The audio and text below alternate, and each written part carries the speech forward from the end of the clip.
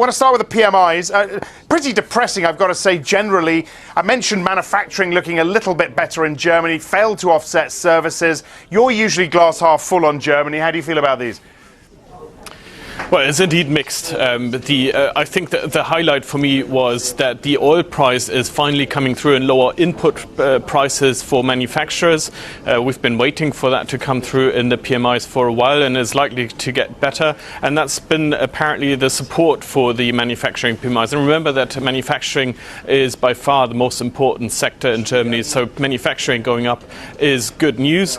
We'll see later this week when the Ifo Index comes out, which is broader and more forward-looking, if that is confirmed. But if it is, then that is broadly good news. What is worrying, of course, is that the service sector, which reflects more the domestic economy, is still slowing, but that contradicts some other survey data, for instance, the GfK. So I wouldn't read too much into that so far. Does it change anything for Draghi?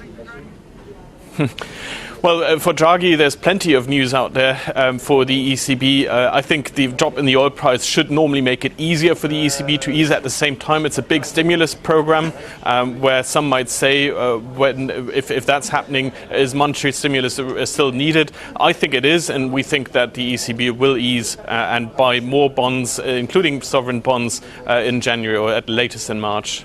On to Russia. I mean, it looks like the ruble got a little bit of a boost, but it seems to have lost that momentum now.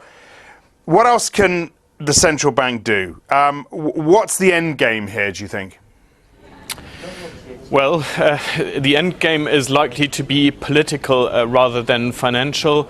It seems that the only thing that really can stop this decline in the short run is some signs that Russia will do things that would ease the pressure of sanctions, because behind all of this, besides the oil price, is of course that Russia is still hit by the sanctions from the West.